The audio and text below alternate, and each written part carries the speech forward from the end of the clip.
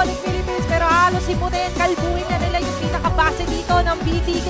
Nakakagulat eh. Gusto ko lang sabihin kanina nung nag-river manipulation itong si Super Prince, yung naubos yung BTK, kukuha pa sana ako ng baso ng tubig pero ito na nga!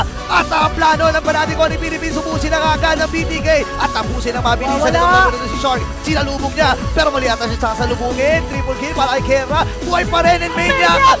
Para kay Kera, the gold standard ay mamamatay!